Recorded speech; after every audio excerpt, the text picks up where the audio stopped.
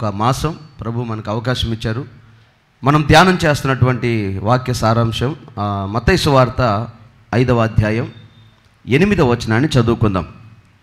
మత్తయి సువార్త 5వ అధ్యాయం 8వ వచనాన్ని చదువుదాం. హృదయ శుద్ధి గలవారు ధన్యులు, వారు దేవుణ్ణి చూస్తారు. చాలండి. యేసు ప్రభు తన ప్రజలను సమీపించి వారిని ఎదుర్కొని వారితో చెప్పినటువంటి మాట జాగ్రత్తగా వినండి. మందిరము, సేవ, పరిచర్య ఏదో మన సాటిస్ఫాక్షన్ కొరకు కాదు, కానీ దేవుడు ఏదో మానవుల్లో నుంచి ఒక ప్రత్యేకమైన దానిని కోరుకుంటున్నాడు. ఆ కోరుకున్న దానిని మొదట ప్రవక్తల ద్వారా, సేవకుల ద్వారా, యాజకుల ద్వారా, ధర్మశాస్త్రము ద్వారా, ఆజ్ఞల ద్వారా బయలుపరిచాడు. అంతవరకు బాగానే ఉంది.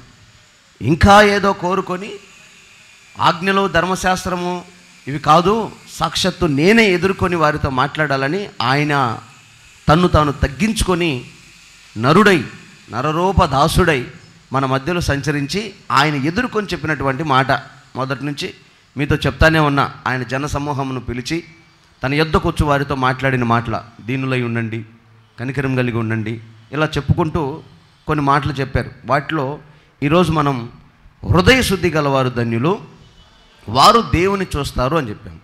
మొదట మనకి ఇక్కడ కావాల్సిన మాట ఏంటంటే హృదయ శుద్ధి గలవారు ధన్యులు. మనం దేవుణ్ణి చూస్తారు అన్న మాటని, ఆ వెనకాల ఉన్న మాటని హెడ్ చేస్తూ ధన్యత గురించి మాట్లాడుతున్నాం. ఎవరు ధన్యులు అంటే మొదటి నేను చెప్తున్నాను, సిరి సంపదలు కలిగిన వారు, ధనధాన్యములు కలిగిన వారు, ఉద్యోగ వ్యాపారాలు కలిగిన వాళ్ళు, ఆస్తిపాస్తులు కలిగిన వారు, బంధు బలగం కలిగిన వాళ్ళు కాదు ధన్యులు. ఎవరయ్యా ధన్యులు అంటే ఆయన సన్నిధిలో దీనులైన వారు, ఆయన సన్నిధిలో కనికరం పొందుకున్నవారు, ఆయన సన్నిధిలో నీతి కొరకు ఆకలి దప్పులు గలవారు, ఆయన సన్నిధిలో హృదయ శుద్ధి గలవారు, వీరు ధన్యులు అని దేవుడు చెప్తున్నాడు. ధన్యత ఎవరైనా ఒక మనిషి నీకేమరా, నువ్వు ధన్యుడవరా, నువ్వు ధన్యురాలవరా అని చెప్పాలి అంటే మన జీవితంలో ఆ ధన్యకరమైన పరిస్థితులు, క్రియలు చాలామంది నన్ను గణపరుస్తారు. అన్నా నీకేందన్నా, అసలు మీ విశ్వాసులు ఒక్కొక్కరు బుల్లెట్లు మామూలు కాదన్నా అని చెప్తారు. ధన్యత ఎందుకురా మీరు అట్లా చెప్తున్నారంటే, నువ్వు ఎక్కడ ఉంటే పని అక్కడ జరుగుతుంది, నువ్వు ఎక్కడ ఉంటే కూటమి జరుగుతుంది, నువ్వు అక్కడ ఉంటే సభ ప్రారంభం అవుతుంది, నువ్వు బయట ఉంటే అన్నీ జరిగిపోతుంది అంటే బాధ్యత గల మనుషులు ఇక్కడ ఉండటాన్ని వాళ్ళు గమనించి ఇక్కడ జరుగుతున్న క్రియలను బట్టి వాళ్ళు నన్ను అన్నారు ధన్యులు అని. కొంతమంది కుటుంబాల్లో కూడా భార్యను బట్టి, భర్తను బట్టి, పిల్లలను బట్టి ధన్యురాలు అంటారు. ధన్యుడు రా నీకేమరా అంటారు. బంగారం లాంటి భార్య దొరికిందిరా, ధన్యురాలు అమ్మ, బంగారం లాంటి పిల్లలు ఉన్నారమ్మా, రకరకాలుగా మాట్లాడతారు. సరే, వాటన్నిటిని బట్టి నువ్వు ధన్యుడివో ధన్యురాలో కాదో భవిష్యత్తు నిర్ణయిస్తుంది, కానీ అది నీకు ధన్యత కలుగు చేస్తుందో లేదో చెప్పలేం. కానీ ఇక్కడ చెప్తున్న మాట యేసయ్య సృష్టికర్త అయిన దేవుడు సాక్షాత్తు ఆయన నోటితో చెప్తున్న మాట ఏంటంటే, నీ ధనధాన్యములు, నీ వెండి బంగారాలు, నీ బలము, నీ బలగం ఇవి కాదు. ఏది ధన్యత అంటే హృదయ శుద్ధి గలవారే ధన్యులు, అదే ధన్యత అన్నాడు. అసలు ఈ హృదయ శుద్ధి అనేది మనలో చాలామందికి అర్థం కాదు. అసలు ఏంటి హృదయ శుద్ధి? ఒళ్ళంతా చెమట పట్టి బలహీనమైపోయి, మట్టి పట్టుకుపోయి, నీరసమైపోయి, గందరగోళంగా ఉన్నామనుకో, కావాలంటే ఒక సంతూరు సబ్బు అయిపోయేదాకా స్నానం చేస్తాం, శుభ్రం అయిపోయింది. తలంతా గందరగోళం అయిపోయింది అనుకో, ఈ Sikh shampoo, clinic plus all clear చేసుకుంటాం, శుభ్రం అయిపోయింది. అరికాల నుంచి నడినెత్తి వరకు ఎంత శుభ్రం చేసుకోవాలో శుభ్రం చేసుకుంటాం. ఒకవేళ శరీరం లోపల కుళ్ళిపోతాయి, కొన్ని కిడ్నీలు పాడైపోతాయి, ఊపిరితిత్తులు పాడైపోతాయి, లివర్ పాడైపోయింది, చర్మం పాడైపోద్ది, కండరాలు పాడైపోతాయి, ఎముకలు పాడైపోతాయి. ఎన్ని జబ్బులు లేవు, ఎముకల లోపల గుజ్జు కూడా పాడైపోద్ది, రక్తం పాడైపోద్ది, ఎన్ని పాడైపోతాయి. అయినా నువ్వు ట్రీట్మెంట్ చేస్తాం, మెడిసిన్ ఎక్కిస్తాం, బాటిల్ ఎక్కిస్తాం, అన్ని బాగు చేస్తాం. శరీర లోపల ఉన్న వాటికి ట్రీట్మెంట్ ఉంది, బయట ఉన్న శరీరానికి ట్రీట్మెంట్ ఉంది, కానీ హృదయానికి ఎవరు ట్రీట్మెంట్ చేయాలి? ఎవరు శుభ్రం చేస్తారు హృదయాన్ని? అసలు హృదయానికి ఉన్న కెపాసిటీ ఏంటో మీకు తెలుసా? ఇర్మియా గ్రంథం 17వ అధ్యాయం 9వ వచనంలో దైవజనుడి ద్వారా దేవుడు బయలుపరిచినటువంటి ఒక అద్భుతమైన మాట చూస్తారా? 17వ అధ్యాయము ఇర్మియా గ్రంథము 9వ మాట చదువుదాం. హృదయాన్ని గురించి దేవుడు మాట్లాడిన చక్కటి మాట. హృదయము అన్నిటికంటే మోసకరమైనది, ఘోరమైన, అబ్బో ఇక్కడ చూడండి, క్యాన్సర్ కాదంట, ఎయిడ్స్ కాదంట, లేకపోతే మొన్న వచ్చిన కరోనా కాదంట. ఏదిరా ఘోరమైన వ్యాధి కలిగిందంటే హృదయమే. ఆల్రెడీ అది వ్యాధితోనే ఉంది. ఇప్పుడు మనం నాకు అన్నీ నార్మల్ రిపోర్ట్సే, ఏం షుగర్ బీపీ ఏమి లేదు, చండాలమైన జబ్బు అక్కడ ఉంది. అందుకే యేసయ్య గురిపెట్టి కొట్టాడు, నీ హృదయాన్ని శుద్ధి చేసుకో. హృదయ శుద్ధి గల వారే ధన్యులు, వారే దేవుని చూస్తారు. దేవుడు అంటే అది ఒక దీవెన, అది ఒక ఆశీర్వాదం, మహిమ ప్రభావం, జీవిత ధన్యం. దేవుడు కనపడ్డాడా నీ జీవితం ధన్యమైపోయిందిరా. చిన్నప్పుడు చెప్పుకునేవాళ్ళు, ముసలి బ్యాచ్ అంతా ఒక చోట కూర్చొని అంతోడిని అప్పుడే 4వ తరగతి 5వ తరగతి, కానీ నా మైండ్లో బాగా గుర్తుంది, మంచి బుర్ర పెట్టాడు దేవుడు. ఒక్కోసారి ఓమే రత్తమ్మ కాశీకి పోయిచ్చావు నువ్వు? పోయొచ్చామే, ఆ నదిలో మునిగా ఈ నదిలో మునిగా అటుబడి వచ్చి ఇటుబడి వచ్చి, అబ్బా నీ జీవితం ధన్యమైపోయిందే అంటే నేను అనుకునేది, ఓహో జీవితం ధన్యం అవ్వాలంటే కాశీకి పోయి రావాలేమో, ఆడకపోయేస్తే ధన్యత అయిద్దేమో. కానీ ఆడకపోతే ఎడకపోతే అజ్జేతి ఇజ్జేతి కాదు, దేవుని చూడాలి, దేవుని దర్శనం పొందుకోవాలి, దేవుని రాజ్యాన్ని గుర్తుపట్టాలి, దర్శన భాగ్యం పొందుకొని ఈ మార్గంలో ప్రయాణం చేయాలి. అలాంటి ప్రయాణం కొనసాగించిన నీ జీవితంలో నీ హృదయాన్ని శుద్ధి చేసుకుంటే అప్పుడు నీకు ధన్యత కలుగుతుంది. హల్లెలూయా. అటు ఇటు పోయి అది ఇది చేస్తే కాదు, హృదయాన్ని శుభ్రం చేసుకొని దేవుణ్ణి చూడగలిగితే ధన్యతమవుతాం. అదే దేవుణ్ణి చూడాలని ఆ ప్రత్యక్షత కొరకు ఎన్నో తిప్పలు పడుతున్నారు ఈరోజు. లేదా ఏదండి, మోకాళ్ళ మీదే మెట్లు ఎక్కుతున్నారు. ఎందుకని? ఎన్ని మెట్లెక్కినా కనపడతాడని గుండ్లు చేయించుకుంటున్నారు, ఎగిరెగిరి గంటలు కొడుతున్నారు, నిష్ఠ చేసుకుంటున్నారు, మాలలు వేసుకుంటున్నారు, ఎన్ని చేస్తున్నారో చూడండి. దేవుణ్ణి చూడాలని ఒక దేవుడికి నాన్ వెజ్ తింటే ఇష్టం, ఒక దేవుడికి నాన్ వెజ్ తినకపోతే ఇష్టం, ఒక దేవుడికి బట్టలు కట్టుకుంటే ఇష్టం, ఒక దేవుడికి బట్టలని కైపెత్తే ఇష్టం. మీకు తెలీదా? ఇప్పుడు తిరగతలేరా? బట్టలు ఇప్పేసుకొని తిరగతలేరా? ఒక్కొక్క దేవుడికి ఒక్కొక్కటి ఇష్టం. కానీ మన ప్రభువుకి నువ్వు తింటే ఏమి తినకపోతే నీ హృదయము శుభ్రంగా ఉంటే ఇష్టం రా నాయన. నేను ఆరాధించే యేసుకొని అంతరంగం శుభ్రత ఇష్టం. ఎందుకని? ఆయన పరిశుద్ధుడు గనుక, ఆయన ఎలాగూ పరిశుద్ధుడై ఉన్నాడో మీరు కూడా అలాగే పరిశుద్ధులై ఉండవాలనని ఆయన ఆజ్ఞాపించాడంట. ఆయన ఏమై ఉన్నాడో మనల్ని అలాగ ఉండాలని కోరుకుంటున్నాడు. అంతే కదా. మంచి తల్లిదండ్రులు ఆ పిల్లల్ని కూడా మంచిగా భక్తిలో పెరగాలని కోరుకుంటారు. తల్లిదండ్రుల ఆశ అది, పిల్లలు భవిష్యత్తు అలా ఉండాలని కోరిక. మరి ఈ తల్లిదండ్రులకి అంత ఆశ, అంత కోరిక ఉంటే నువ్వే చెప్పు, నీ పిల్లలు మంచి కాలేజీలో చదవాలి, మంచి స్కూల్లో చదవాలి, మంచి స్థితిలో ఉండాలి. నువ్వు ఉంటావో లేవో తెలియదు, వాళ్ళు నీకు పెడతారో లేదో తెలియదు, నిన్ను చూస్తారో లేదో తెలియదు, కానీ నీ కడుపున పుట్టిన దానికి నువ్వే అంత కోరుకుంటున్నావు. అసలు నీ కడుపున పెట్టింది ఆయన, నీకు ఇచ్చిన బహుమానం ఆయనది. నీ పిల్లల ఒక బహుమానం అయితే ఆ బహుమానాన్ని నీకు ఇచ్చినవాడు ఆయన నీకు అప్పచెప్పాడు. నువ్వు ఒక కూలీ, నువ్వు ఒక వాచ్మెన్. నీ పిల్లల్ని క్షేమంగా శుభ్రంగా పెంచి తండ్రి సన్నిధిలో అప్పచెప్పవలసినటువంటి బాధ్యత తీసుకున్న వ్యక్తి నువ్వు. అంతే. ఆ ప్రాపర్టీ నీది కాదు, దేవుడిది. మరి నీకే అంత ఆశ ఉంటే, శరీర సంబంధమైన బంధం కలిగిన వాడికి మరి ప్రాణము పెనవేసుకొని ఊపిరి ఊది పంపిన ఆ దేవుడికి నువ్వు ఏ స్థితిలో ఉండాలని ఆశ ఉంటుందో ఒకసారి ఆలోచన చేయి. అంత అనామకంగా వదిలిపెట్టేవాడా మన దేవుడు? కాకపోతే ఆయనకు ఒక బలహీనత ఉందండి. ఏంటి ఆ బలహీనత అంటే, మీరు ఎప్పుడైనా చూడండి, ఒక పంది, ఒక గొర్రె, ఈ రెండు దారిలో పోతూ ఉన్నాయి. ఈ మధ్యలో ఆ ఇంటోళ్ళు స్నానం చేసిన మురుగు నీళ్ళు వెళ్తున్నాయి. మురుగు నీళ్ళు ఒక కాలువలాగా. ఇప్పుడంటే సైడ్ కాలువలు ఎక్కువైపోయినాయి, కానీ ఆ రోజులు అయితే ఇప్పుడు కూడా ఉన్నాయిలే. ఆ రోజులైతే ఇంటి ముందు ఖచ్చితంగా మురికి కాలువ ఉంటుంది. ఆ నీళ్ళు పోయేది, బట్టలు ఉతికి నీళ్ళు, అంట్లు తొమ్మిది నీళ్ళు, స్నానం చేసిన నీళ్ళు పోయి మురికి కాలువ ఉంటుంది. ఈ పంది, ఈ గొర్రెపిల్ల రెండు పోతున్నాయి అనుకో. ఫస్ట్ గొర్రెపిల్ల ఆ మురికి కాలువ దగ్గరికి వచ్చిన తర్వాత అలా అటు ఇటు తిప్పిద్ది. ఎటు దారి దొరకలేదనుకో, ఎగిరి దూకిద్ది. అస్సలు పొర్రపాటున అది అంటిందంటే చచ్చిపోద్ది గొర్రెపిల్ల బాణం. నెక్స్ట్ పంది, ఎంత హాయిగా దిగిద్ది తెలుసా, ఎంత మధురంగా దిగిద్ది తెలుసా అది పంది కాబట్టి దిగిద్ది గుంతలోనే, బురదలోనే, పాపంలోనే ఉంటుంది. కానీ మన ప్రభు పరిశుద్ధుడు, ఆయనకు పాపం అంటనేవాడు, అది అంటితే తట్టుకోలేడు. ఇప్పుడు నువ్వు గొర్రెపిల్లలాగా అవతల ఉన్నావు అనుకో, ఆయన చేయిస్తాడు, ఏయ్ దా శుభ్రంగా ఉన్నావు, పరిశుద్ధంగా ఉన్నావు, నన్ను పట్టుకో, హత్తుకో, నా గుండెల మీదకి ఎక్కువ అంటాడు. పందిలా గుంతలు దిగినావు అనుకో, అబ్బా అయ్యా ప్రభా పట్టుకో అంట, బురదరా, పాపమురా, అపవిత్రతరా, అంటుకుందిరా. దేవుడు ఎంత కనికరము, జాలి, ప్రేమ గల దేవుడో, అంత నిష్ఠ నియమం కలిగిన దేవుడు మన దేవుడు. యేసు ప్రభువు మీద మానవాళి పాపమంతా సిలువ మీద ఉన్నప్పుడు ఒక్క క్షణం తండ్రి ఆయన చెయ్యి వదిలాడంట. అప్పుడు యేసు అంటాడు, తండ్రి నా చెయ్యి వదిలేవేందయ్యా, ఎందుకు వదిలేవయ్యా నా చెయ్యి అంటే, అంటాడు, అయ్యా పాపమంతా నీ మీద ఉందరా, నేను ఇప్పుడు పట్టుకోలేను అంటాడు.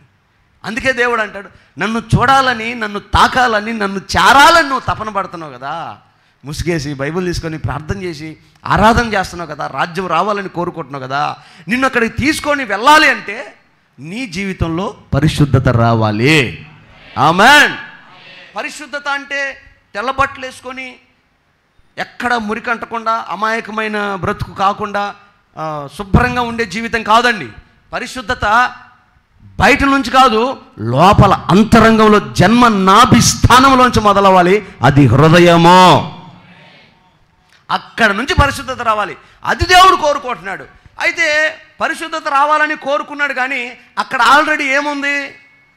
ఇప్పుడు చదివే కదరా, ఏముంది? ఘోరమైన వ్యాధి. ఘోరమైన వ్యాధి హృదయంలో ఉంది. ఎవ్వరికి లేదని అనుకోవద్దు. ఒకసారి యేసు ప్రభు, మోషే, అహరోను, మిరియాం ముగ్గురు ప్రభు దగ్గరికి వెళ్ళారు. ప్రభుతో గొడవాడుతుంది ఎవరు? మిరియాం గొడవాడుతుంది. ఏమని? అయ్యా వీడు నాకంటే చిన్నోడయ్యా, వాడు చెప్పిందే మేము వినాలయ్యా, చూసినవా నాకు పెత్తనం లేదా? ఏమడుగుతుంది దేవుణ్ణి? నాకు లేదా పెత్తనం? పెద్దదానికే అన్ని మోసే కాపు చెప్పావు అని అడిగింది దేవుణ్ణి. దేవుడు అన్నాడు, మోసే సాత్వికుడు, ప్రేమ కలిగిన వాడు, అతనిలో అసలు విభేదం లేదు, గొప్పడు మోసే, అందుకే మోసేకి ఇచ్చాను. మరి నేను? నువ్వు ఎట్టాడు దాన్ని నువ్వే చూసుకో, ఒకసారి గుండెల మీద చేసుకో అన్నాడు. చెయ్యి పెట్టిందండి, అంతే హాలీవుడ్ సినిమాలో లాగా టకటకటకటక మారిపోతా ఉంది, మొత్తం కుళ్ళిపోతా ఉంది, చెయ్యి కుష్టిపట్టిపోతుంది. దెబ్బకు దిమ్మ తిరిగింది మిరియాంకి.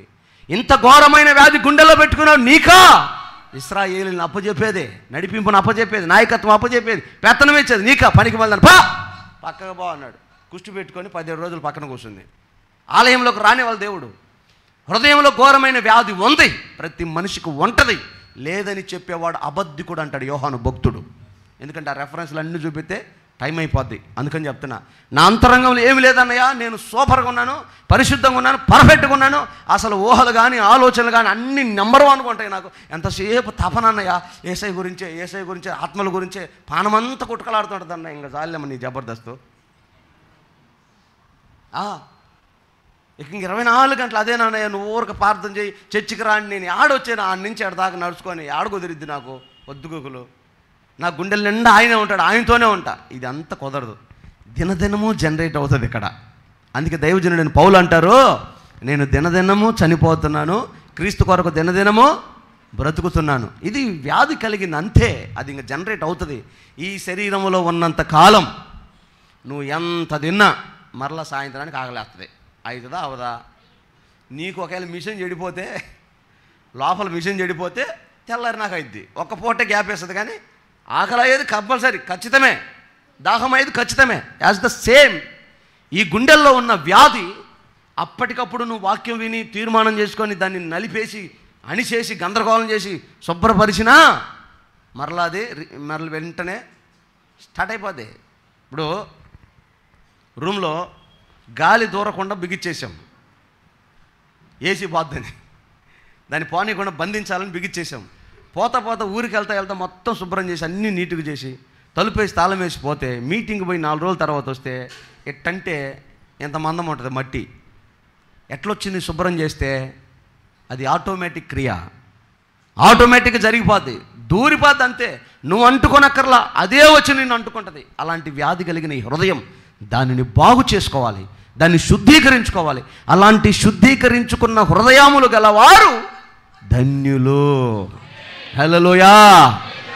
ఎందుకని ధన్యులంటే, అలాంటి హృదయ శుద్ధి గలవారు రాకడలో ఎత్తబడ్డప్పుడు లేదా మరణమై ఆయన రాకడ కంటే ముందుగా పైకి వెళ్ళిపోయినప్పుడు ఆ వెళ్ళిపోయిన వారిని దేవదూతలు సాదరంగా ఆహ్వానిస్తారు. దా, వెల్కమ్ మై డియర్ జాన్సన్, రా, నీకోసం ఎదురు చూస్తున్నాం. ప్రభు నిన్నే చెప్పాడు, ఈరోజు నీ డ్యూటీ అయిపోయింది, వచ్చేస్తాడు మా వాడని నిన్నే చెప్పాడు, రా అని తీసుకొని వస్తూ ఉంటారు.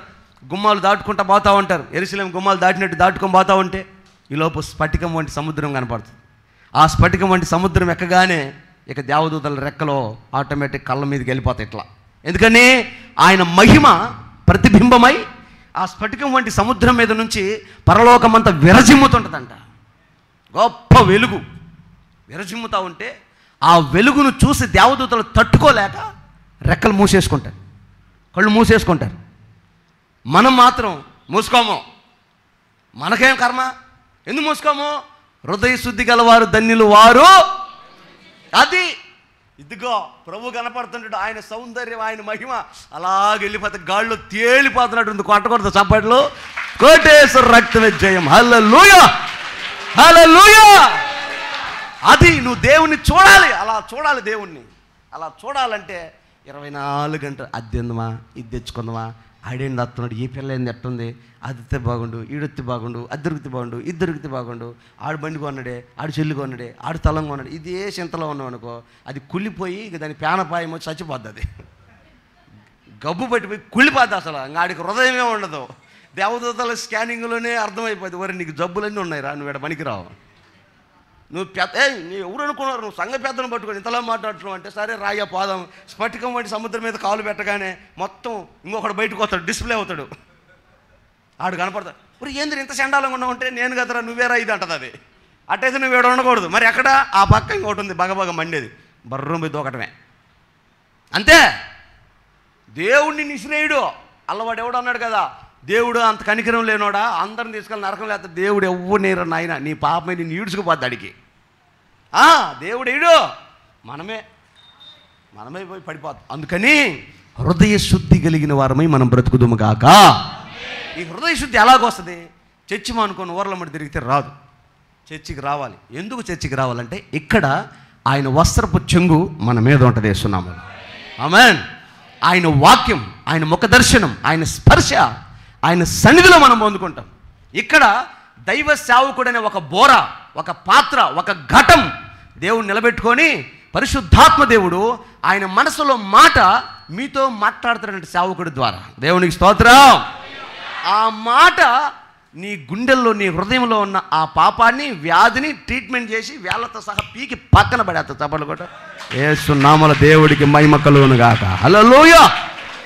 అందుకే దావీదు అంటారు, చెడుతనమును హృదయమును ఎట్లా బాగు చేసుకోవాలయ్యా అంటే 119వ కీర్తన 9వ వచనంలో దావీదు చెప్తారు. 119వ కీర్తన 9వ వచనంలో ఘోరమైన వ్యాధి గల హృదయానికి మెడిసిన్ ఏంటో ఆయన అక్కడ చెప్తాడా.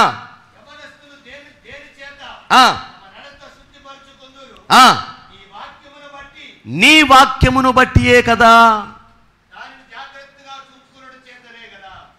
దేని చేత హృదయాన్ని శుద్ధి చేసుకుంటారయ్యా? ట్రీట్మెంట్ చేసుకోవడానికి మెడిసిన్ ఏముంది? సంతూర్ సబ్బా, రెండు సబ్బా, లేకపోతే సరిపెక్సలేసి రుద్దితే పోద్దా? లేదు. దేని వలన హృదయం శుభ్రం కాదు, దేవుడి వాక్యం అనే మెడిసిన్ వెళ్తే నీ హృదయం పరిశుభ్రం అయిపోతుంది. దేవునికి స్తోత్రం. హల్లెలూయా. ఇంకా దేవుని వాక్యానికి కూడా నీ గుండెల్లో చోటు లేకపోయినా ఇంకొక అద్భుతమైన ప్రక్రియ ఉంది అక్కడే. హలో, అక్కడగా చెప్తా ఉండు. యశకరణ ఆరాధన తీసుకో. ఎలాగంటే కొంతమందికి మందిరానికి వస్తారు, కూర్చుంటారు. ఒకసారి గట్టిగా హల్లెలూయా చెప్పండి. మనం అన్నామా? వాళ్ళు ఎక్కడ ఉంటారు తెలుసా? ఇదిగో నిద్రపోయే వాళ్ళంత గట్టిగా హల్లెలూయా చెప్పండి. అదిగో ఉన్నారు, నలుగురు ఉన్నారు. అంటే ఇప్పుడు వాళ్ళు ఎక్కడే ఉన్నారు కానీ ఏడున్నాయి, ఎక్కడున్నాయి? మైండ్ లేదు, బాడీ ప్రజెంటు, మైండ్ ఆబ్సెంట్. ఎక్కడే ఉంటారు కానీ ఎక్కడో ఆలోచన చేస్తారు. వాక్యం వెళ్ళదు. ఎందుకంటే ఏసన్న గారు అంటూ ఉంటారే, ఈ కొబ్బరి చెప్పని బోర్లేస్తే ఎన్ని తుఫాన్లు వచ్చినా, ఎంత వర్షం పడినా అది నిండదు. అదే వెల్లికిలేసామనుకో, ఒక చిన్న జలుజాలు గిన్నె నిండిపోద్ది, పొంగి పొరలిపోద్ది. హృదయం అంగీకారంగా పదిలిపరుచుకొని వాక్యం కొరకు ఏం చెప్తాడా, మనం ఏం మారాలా, ఏం తీర్మానం చేయాలా, ఏమి ఆసక్తిగా వినాలని నువ్వు హృదయాన్ని పదిలిపరుచుకొని ఉన్నావనుకో, ప్రతి మాట నీకు ఔషధంలాగా వెళ్ళిపోద్ది నీ గుండెల్లోకి. దాన్ని కంట్రోల్ చేసి చేసి పక్కనేసి, ఆ పిల్ల ఈ పాటికి పోయింటుంది, సినిమాలోకి పోయింటుంది కదా, నన్ను రమ్మంటే పోకపోతే నేను అనవసరంగా అందులో బల్లారాధన అయిపోయా, పానం కొట్టకలాడుతూ ఉంది, ఇంకేం పోద్ది లోపలికి వాక్యం ఎట్టబోయిద్ది. ఆ మంచి క్రికెట్ వస్తుంది, ఐపీఎల్ జరుగుతుంది, అంత ప్యాకెట్ రాయిలు అంతా అడుగు కూర్చొని ఉంటారు, ఇవాళ పెద్దదే ఏంటిది బెట్టింగు, నేను అనవసరంగా వస్తే నేను బల్లారాధన ఇవాళనే పెట్టిన పాస్టర్ గారు అని అనుకుంటే వాక్యం లోపలికి ఎట్లా వస్తుంది? హృదయాన్ని పదిలిపరుచుకోవాలి, వాక్యం కొరకు ఆరాటం కలిగి ఉండాలి. టైమింగ్ ఒకటి ఉంటుంది. ఇప్పుడు రైతులకి బాగా, ఈ పశువులు ఉన్న రైతులకి అవగాహన ఉంటుంది. ఏ టైంలో గేదెకు గడ్డేస్తావో, ఏ టైంలో, అంటే మీరందరూ పశువులతో బంధం ఉంది కాబట్టి మనకి మీకు అర్థమవుతుందని చెప్తున్నా. ఏ టైంలో నీళ్ళకు వదులుతావో ఆ గేదెకు తెలుస్తుంది, ఆ ఎద్దుకు తెలుస్తుంది కదా. నేను చూశానండి, మా ఇంట్లో గేదెలు ఉంటాయా, మా మొసలు జ్ఞాపకం చేస్తా, నాకు తెలియదులే రబాయ్, ఆ గేదెకు ఆ దూడకి నీళ్ళు దా పో అంటుంది. నేను వెళ్ళి తలుగు తీస్తుంటే దాని ఆరాటం మామూలుగా ఉండదు, తలు ఊపుతూ ఉంటుంది, తల ఊపుతూ ఉంటుంది, అట్లా ఊపుతుంటుంది, ఇట్లా తాడు తీయగానే గబ్బ తోటి దగ్గరికి.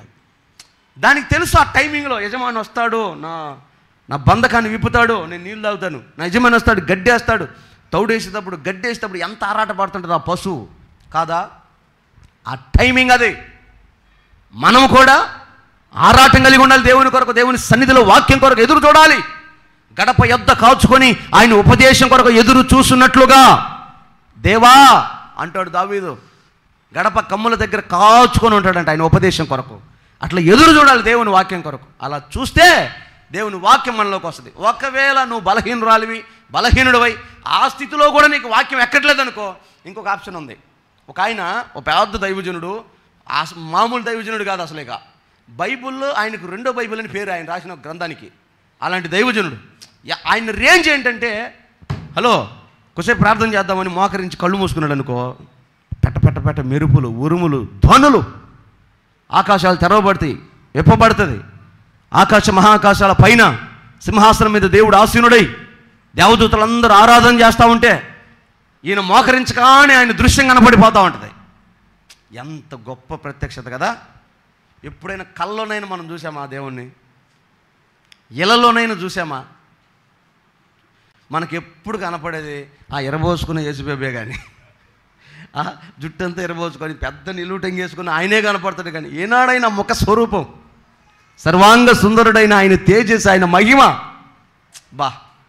వినపడ్డాడు కానీ కనపడాల. నాకు కూడా నేను ఎన్నోసార్లు ప్రయత్నం చేశా, ఉపవాసాలుండి కసిగా, నాకు కనబడతావా చివరాఖరికి నీకెందుకురా కనపడితే కనపడకపోతే, రైట్ టైం వచ్చినప్పుడు కనపడతా, లేచి అన్నం తినిపో అనేవాడు. కానీ కనపడలా, కానీ వినపడ్డాడు. ఆయన స్వరాన్ని నేను విన్నా. లేకపోతే ఒంటరిగా ఏ నాయకత్వం, ఏ నడిపింపు, ఏ సహవాసం లేకుండా ప్రభుతో ఈ స్థితిలో ఇంత ఆశీర్వాదంలో కూడా నిలబడటం మామూలు విషయం కాదు. అది అతిశయించి ప్రభువుని బట్టి చెప్తాను యేసునామములో. హల్లెలూయా, హల్లెలూయా. అలాంటిది ఆయన మోకరిస్తేనే వెంటనే దర్శనం వచ్చింది. ఏ రేంజ్ అయింది? అంత గొప్ప పరిశుద్ధుడికి చిన్న తేడా పడింది. ఒకటి ఏం తేడా పడిందంటే, ఆయన పెదవులంట అపవిత్రమైనవి అంట. వెంటనే మోకరించిన నెత్తి కొట్టుకుంటున్నాడు, ఓయ్యో ఓమ్మో దేవుడో అని. ఏమైందిరా, ఎందుకు కొట్టుకుంటున్నావంటే, అయ్యా నా పెదవులు అపవిత్రమైపోయినాయి అయ్యా. అపవిత్రం ఎందుకు అవుతాయి? స్తుతి తప్ప, స్తోత్రం తప్ప, దేవునికి మహిమ తప్ప వేరొకటి నోట రాకూడదు. శుభప్రదమైన మాట రావాలి, పరిశుద్ధమైన మాట రావాలి, యోగ్యమైన మాట రావాలి, ఆశీర్వాద వచనం రావాలి. ఈ పెదవులు ప్రభువుకు ప్రతిష్ఠితములైనవి. నీళ్ళలో ముంచినప్పుడు పెదాలు మునిగినాయా లేదా? మునగలేదా? లేదా మీరు కూడా అటు మూసుకొని మునిగారా? లేదు కదా, పెదాలు మునిగినాయి కదా. అంటే ఈ పెదాలు కూడా దేవుడికి ప్రతిష్టమైపోయినాయి. అరికాల నుంచి నడినెత్తి వరకు సమస్త మహిమ ఘనత యేసయ్యకే. ప్రతిష్టమైపోయి లేచాయి. ఇక లేచిన తర్వాత ఈ ప్రతిష్ట కలిగిన ఈ పెదవులన్నీ ప్రభుకే స్తుతి, ప్రభుకే మహిమ. మోసే చచ్చిపోవడానికి కారణం పెదాలే. అవునా? అంత పెద్ద దైవజనుడు చచ్చిపోవడానికి కారణం పెదాలా? ఎస్. నేను నిన్ను ప్రతిష్ఠించాను హోరేబు పర్వతం మీద, నాయకుడిగా చేశాను. నీ నోట శుభవచనమే రావాల్సింది పోయి నా ప్రజలను ఆ పెదవులతో దూషిస్తావా, సో నువ్వు కనాన్లో అడుగు పెట్టడానికి లేదు, ఆగిపో అన్నాడు. అర్థమవుతుందా? మీరు నన్ను ఎన్ని తిడతానో నేను మిమ్మల్ని ఎందుకు తిట్టట్లేదు తెలుసా? ఆ కొండేపులో నాగమంటాడని, ఆడకు రానీడేమో, కొండేపులో నాగమంటాడేమో అని. మీకు మాత్రం భయం రావట్లా. జాగ్రత్త, పెదవులు జాగ్రత్త. ఆ పెదవులు అపవిత్రం అవడానికి కారణం ఎవరు? హృదయం. వస్తుంది కానీ తిట్టు, కడుగు, తుడువు. ఏంటిదో కడిగేది, తుడిచేది? ఉతికి ఆరై. లోపల నుంచి వస్తుంటుంది, అది తన్నుతుంటుంది పైకి.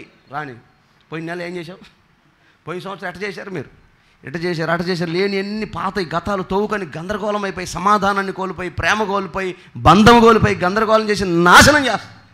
అంతటి కారణం పెదవే. అందుకే తొందరపడి మాట్లాడొద్దు. మాట పోతే తిరిగి రాదు. పెదవులు చాలా పవిత్రమైనవి. అలాంటి పెదవులు అపవిత్రమైపోయినాయి. అందుకు కారణం ఈ హృదయమైంది. అందుకే అపవిత్రమైన ఆ పెదవులను బాగు చేయడానికి ఆయన మోకరించినప్పుడు దేవుడు దేవదూతను పంపుతాడు. 6వ అధ్యాయం యెషయా గ్రంథం 6వ వచనం. శరాపులలో ఒకడు బలిపీఠము నుండి కారుతో తీసిన నిప్పును శాతపట్టుకొని నా యొద్దకు ఎగిరి వచ్చి నా నోటికి దానిని తగిలించి, ఇది నీ పెదవులకు తగిలను గనుక. అయిపోయింది. కోట చపల్లో దేవునికి మహిమ కలుగునుగాక. హల్లెలూయా. ఇది నీ పెదవులకు తగిలినది గనుక ఇక ప్రాయశ్చిత్తం అయిపోయింది. ఇక నీకు పాపం లేదు, నీ మీద దోషం లేదు, ఇక నువ్వు ధన్యుడు అయిపోయావు. తగిలింది కనుక. ఏంటి అగ్ని? బలిపీఠం మీద నుంచి తీసిన అగ్ని. ఎవర అగ్ని? ఏ మనుషుల ద్వారా వేయబడిన నిప్పు కాదది. మీకు తెలుసా? బలిపీఠం మీద వేసిన అగ్ని మనుషులు కిరోసిన్ పోసి, పెట్రోల్ పోసి, అగ్గిపెట్టెతో వెలిగించితే వచ్చింది కాదు.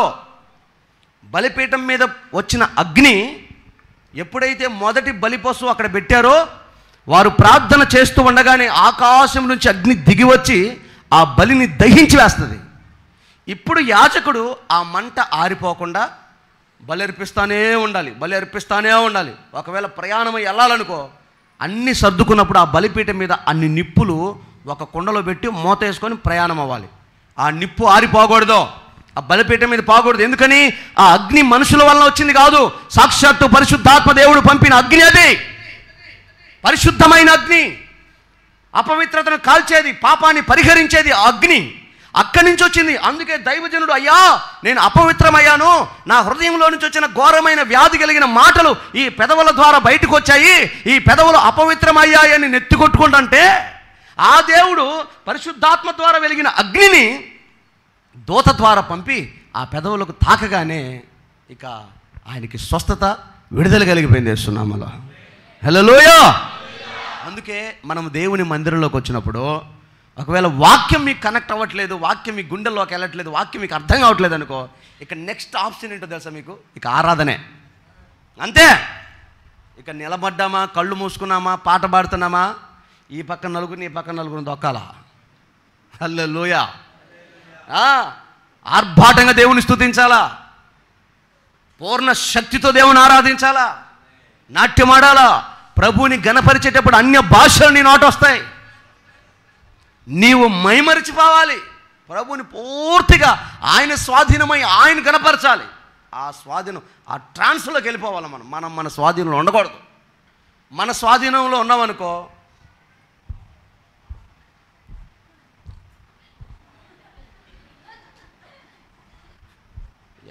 బోధొక్కుతుంది.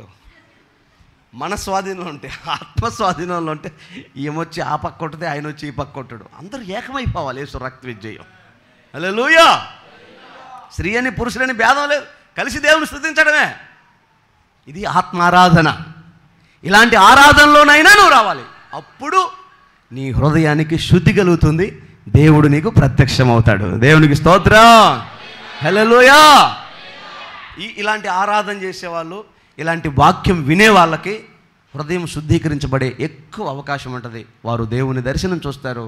ఒకవేళ పరలోకానికి వెళ్ళినప్పుడు దేవుని కనిపెడతారు. ఒకవేళ హృదయ శుద్ధి లేదనుకో, అలాంటి వాళ్ళు ఎలాగుంటారంటే, అంటే నేను వాస్తవం చెప్తున్నా, it is true, 100% it is true. ఆ హృదయ శుద్ధి లేదనుకోండి, అన్యులైతే అన్యులు, వాళ్ళ సంగతి మనకు వద్దు, వాళ్ళ బాధలు వాళ్ళు పడతారు. మన సంగతి చెప్తారు. ఏ మనిషికైతే అంతరంగంలో శుద్ధీకరణ లేదో, హృదయ శుద్ధి ఉండదో, ఆ మనిషి వేషధారణ అయిపోయిందంట. అంటే లోపల ఒకటి, బయట ఒకటి. ఈ మనిషి మంచిది కాదు, ఆలోచన మంచిది కాదు, పద్ధతి మంచిది కాదు, కానీ చర్చికి వస్తుంటే పాస్టర్ గారు ఊరికి గురిగా పెట్టి తిడతాడు. ఏం చేయాలి అప్పుడు? ఇక పాస్టర్ గారిని నమ్మించడానికైనా తెల్లచీర కట్టి, కొప్పు కట్టి, పెద్ద ముసుగేసి, పరిశుద్ధురాలకు తగిన వస్త్రాలు, మాటలు, బైబిలు ఏర్పాటు చేసుకొని మందిరానికి రావాలి. తెల్ల చొక్కా, తెల్ల ప్యాంటు, సాత్వికమైన మనసు, సహోదర ప్రేమ కనబరుచుకుంటా దేవుని మందిరానికి రావాలి. ఇక ఈ నటనలో నువ్వు నేను కాదు, దేవదూతలు కూడా బురిడి పడతారు, పడిపోతారు. ఊరుకో, అట్టటోడు కాదో చూడరు ఒకసారి. పాపం రాత్రి ఇస్త్రీ చేసుకోండు, రాత్రి గంజి పెట్టుకోండు, రాత్రి సెంటు కొట్టుకోండు, శుభ్రంగా పరిశుద్ధులకు తగిన క్రియలు కనపడుతున్నాయి చూడు దేవదూతలు. ఎందుకంటే వాళ్ళకి అంతరంగం స్కాన్ చేయడం దేవదూతలకు రాదుగా, కన్ఫ్యూజ్ అయిపోతాయి. పైన ఒకటి, లోపల ఒకటి. అందుకే ఇలాంటి వారిని గురించి యేసయ్య మాట్లాడతాడు. ముందే మత్తయి సువార్త 23వ అధ్యాయం 25వ వచనంలో హృదయ శుద్ధిని గురించి, వేషధారులైన శాస్త్రులారా, మీరు గిన్నె పల్లెము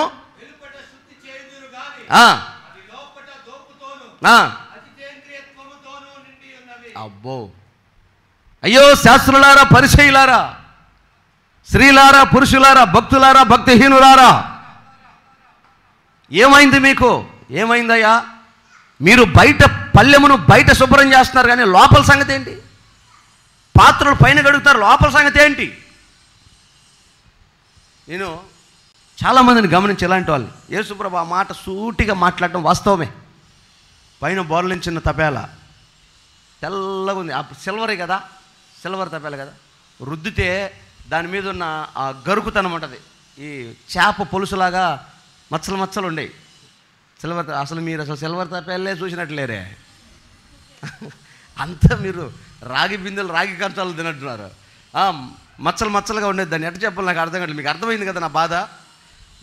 అచ్చులచ్చులు ఉండేది, చిన్న చిన్నవి చేప పొలుసులాగా.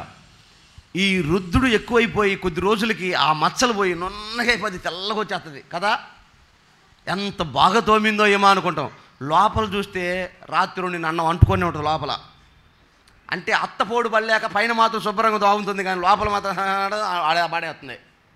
ఇక దాంట్లో పాలు ఉడుకుతాయా? దాంట్లో అన్నం శుభ్రంగా ఉడికిద్దా? మధురంగా ఉంటుందా? యేసుప్రభు అందుకే చెప్తున్నాడు, శాస్త్రి పరిచయుడా, నేను భక్తురాల్ని భక్తుడిని అనుకుంటున్నావా విశ్వాసులారా? పైన మాత్రం గడుగుతున్నారు కానీ లోపలికి అడగట్లేదు అని. వేషధారణ, పైకి మాత్రం నిలుటంగిలేస్తున్నారు, పైకి మాత్రం యాజకులు తగినట్లుగా రూపాలు వేసుకుంటున్నారు, పెద్ద బైబిల్ చేతిలో పట్టుకొని ఊరంతా తిరుగుతూ ఉన్నారు. కానీ మీ అంతరంగంలో ఏముంది? హృదయంలో ఏముంది? హృదయంలో ఏముంది అది చెప్పు. అది పాడైపోయింది, అది చెడ్డది, అది వ్యాధి కలిగింది అయింది. దాన్ని అట్లాగే పెట్టుకొని పైన మాత్రం ఎందుకు నటిస్తారు? ఇలాంటి వేషధారణ వద్దని కదా దేవుడు చూస్తుంది. వ్యభిచారినైనా దేవుడు క్షమిస్తాడు, కానీ వేషధారణ కలిగిన వాడిని ఎలా క్షమించగలుగుతాడు దేవుడు? అందుకే యేసయ్య అంటాడు, ఆయన ఎదుర్కొచ్చి చెప్తాడు, ఒరే నాయన, ఆ శాస్త్రులు పరిచయలు చేసినట్టుగా, సద్దుకాయలు చేసినట్టుగా నామకార్థమైంది పైన భక్తి మనకు వద్దు. ఇక్కడి నుంచే మొదలవ్వాలి భక్తి యేసునామములో. హల్లెలూయా. అంతరంగమంతా పరిశుద్ధంగా ఉండునుగాక. పైన వాల్ పేపర్లో మాత్రం యేసుప్రభు బొమ్మ పెట్టుకున్నారు, లేకపోతే పాస్టర్ గారి బొమ్మ పెట్టుకున్నారు, సహోదరి బొమ్మ పెట్టు, లోపల గ్యాలరీలో పోతే ఏమంటుంది తెలిసేది? పైన మాత్రం యేసయ్యదే కనపడుతుంది, సువార్త పేపరే కనపడుతుంది. లోపల గ్యాలరీలోకి వెళ్తే కదా లోపల ఏమున్నాయి తెలిసేది. ఆలోచన చేయండి. పైన మనం చూసేది మనుషుల కొరకు భయపడి చేస్తే, అంతరంగాలు చూసే దేవుడు ఉన్నాడే. ఆ రోజు వాళ్ళకు చెప్పినట్టుగా రేపు మనకు చెప్పడా? మన చరిత్ర బయటికి తీయడా? మరి ఆ రోజు దొరికిపోతావుగా, సిగ్గుబాతుగా. ఎన్ని సంవత్సరాలు బతికినా ఆయన నీ భర్త అయినా నీ భార్య అయినా నీ తల్లిదండ్రులని ఎదురుగా నిలబడ్డప్పుడు నీ ఇంత ఘోరమైన వ్యాధి కలిగిన హృదయం కలిగి ఎట్ట బతికేవరా నాతోటి అన్నప్పుడు నీ ముఖాన్ని ఉమ్మేస్తారుగా. మరి ఆ హృదయ శుద్ధి లేకుండా నటించే భక్తి మనకు అవసరమా? నామకార్థమైన భక్తి అవసరమా? రెండు తలంపుల భక్తి అవసరమా? అటన్నుండు ఇటన్నుండు, భక్తి అన్నజయ్ అటన్నుండు. లేదా నీకు శాతగా లేదా మర్యాదగా ఏ స్థితిలో ఉన్నావు ఆ స్థితిలోనే ఉండు. పెద్ద భక్తురాల్లాగా పెద్ద భక్తులాగా ముందుకెందుకు వస్తావు?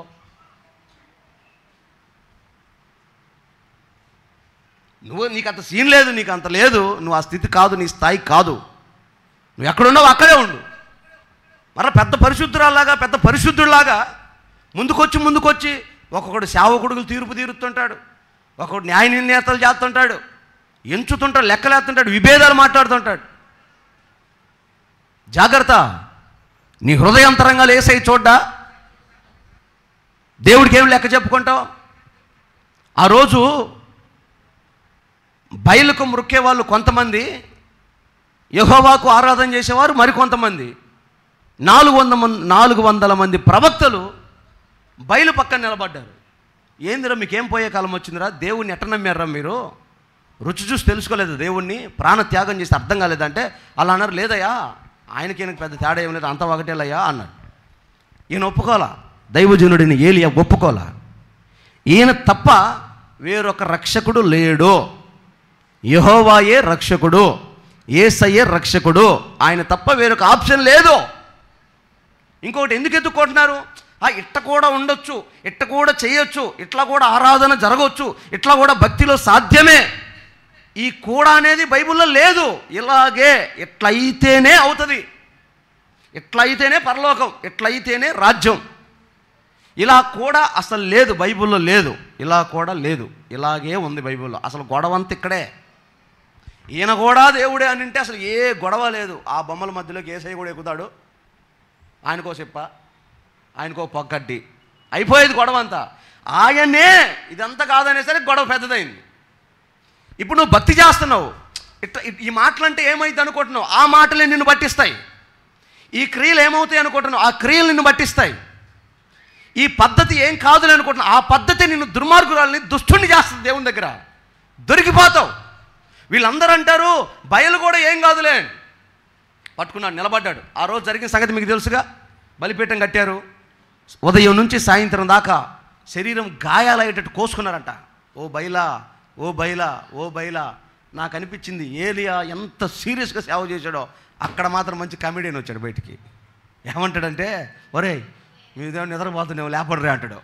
రెచ్చగొట్టడం చూడు వాళ్ళని. ఎంత సీరియస్గా సేవ చేశాడు ఏలియా. ఆయన జీవితం అసలు కామెడీ యాంగిల్ ఉందా లేదా అనుకుంటే ఇక్కడ బయటపడింది. ఒరే ఇంకొద్ది గట్టిగా అరవండి లేపుతాడు అంటాడు. మళ్ళీ వచ్చి లేపుతాడు.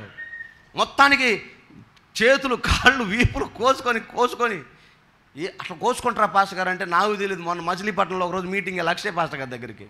మొత్తానికి సరిగ్గా అదే రోజు ఏదో పండగ వచ్చింది, ఏదో ఒక ఐటెం కావాలని ఆ ప్రాంతానికి వెళ్ళాక. సరిగ్గా మచిలీపట్నం, మీరు యూట్యూబ్లో కూడా సెర్చ్ చేసుకోవచ్చు, ఆ వీడియోస్ కూడా వస్తాయి. మచిలీపట్నం కోనేటి సెంటర్ అని ఒకటి ఉంటుంది, బాగా ఫేమస్ అది. అక్కడికి వెళ్తే ఒక 2-3 వేల మంది మనుషులు ఉన్నారు. వాళ్ళలో ఒక 500 మంది చొక్కాలు ఇప్పున్నారు. కేకలు హో హూ హో హూ అని వినపడుతుంది. ఏం చేస్తున్నారు వీళ్ళంతా చూస్తే బ్లేడ్లు పట్టుకున్నారు, చేతుల్లో బ్లేడ్లు పట్టుకు కోసుకుంటున్నారు, ఎట్ట కోసుకుంటున్నారు. రక్తం కారిపోతా ఉంది, ఒక రకమైన నీసు వాసన ఆ ఏరియా మొత్తం. ఏం చేద్దాం, అది భక్తి అన్న దేవుడి కన్నా.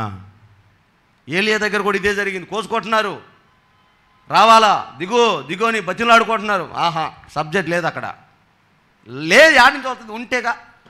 అప్పుడు ఏలియా, జీవం గల దేవుడువా, నేనే గనక దైవజనునైతే ఇదిగో ఈ 400 మంది సిగ్గుపడేటట్లుగా ఇప్పుడే ఆకాశం నుంచి అగ్ని దిగివచ్చునుగాక.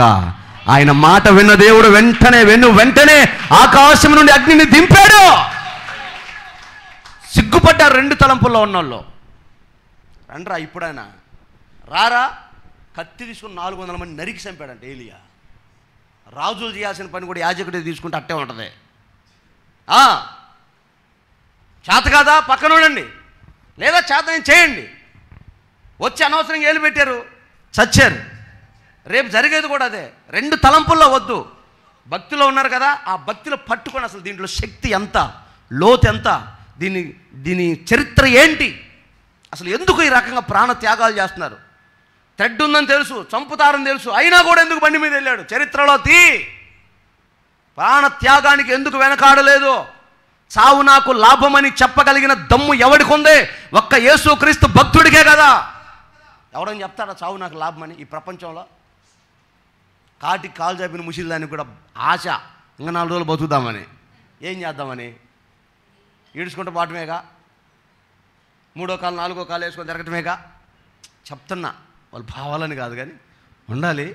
నరిసిన వెంట్రుకలు కలిగిన వాళ్ళు మన మధ్యలో ఉండటం మనకు ఆశీర్వాదం. ఎందుకంటే వాళ్ళ స్తుతి మనకు అవసరం. ఆ సమయంలోనే ఎక్కువ స్తుతి వినబడుతుంది. యేసురక్తమే జయం. జీవితకాలం అంతా చెప్పిన స్తుతి కంటే కాళ్ళు చేతులు డిమాండ్ తగ్గిపోయిన తర్వాత ఎక్కువ స్తుతి వినబడుతుంది. ఆడ కూర్చొని ఇంక వాళ్ళకి ఏం పని ఉంటుంది?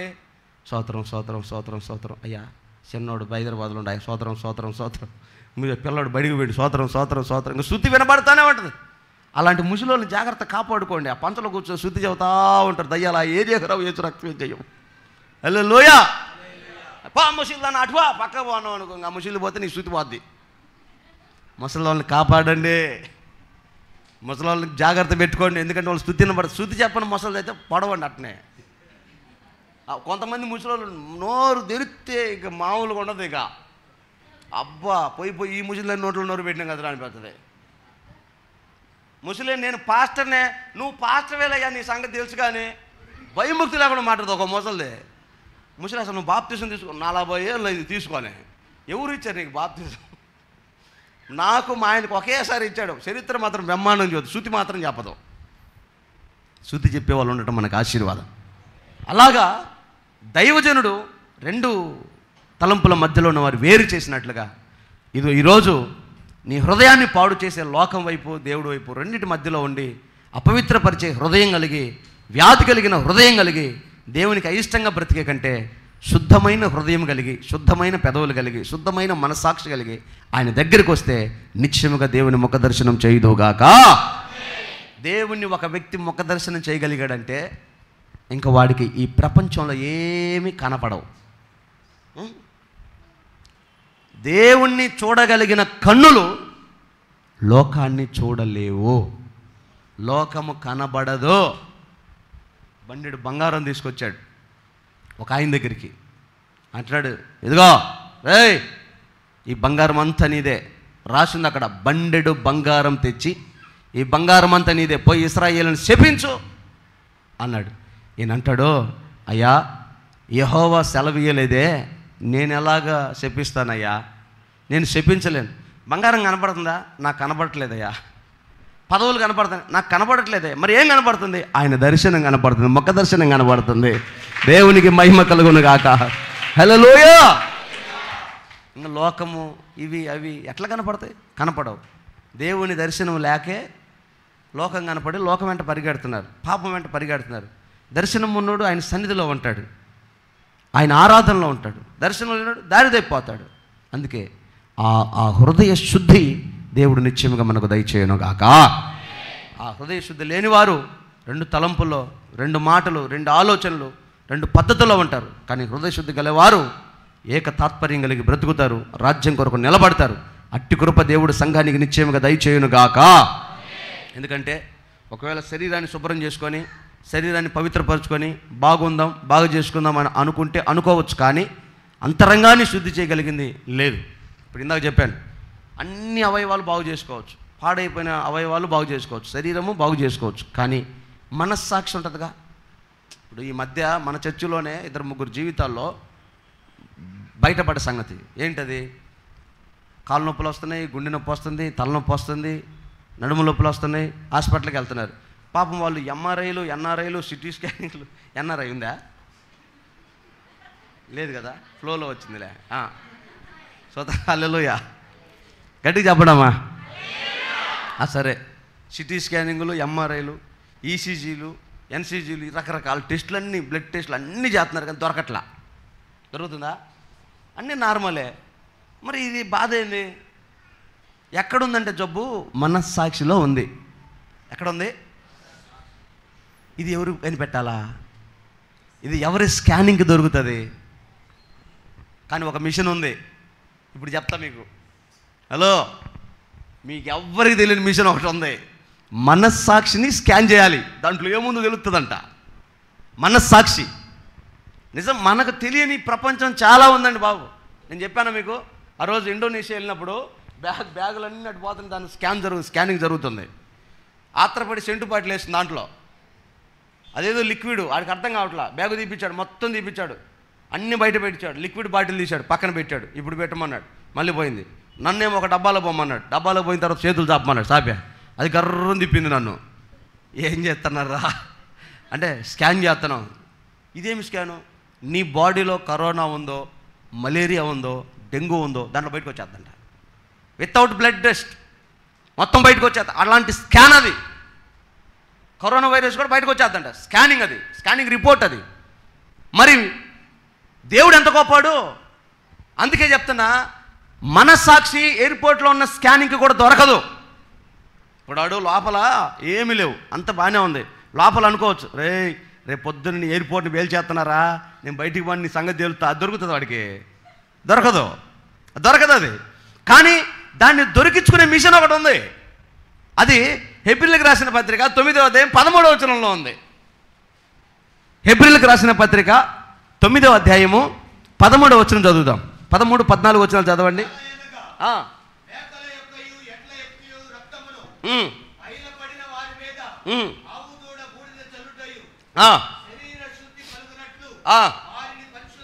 మేకల యొక్కయు గొర్రెల యొక్కయు రక్తము, వాటి బలి తర్వాత వచ్చిన ఆ బూడిద ఏం జరిగిద్దంట?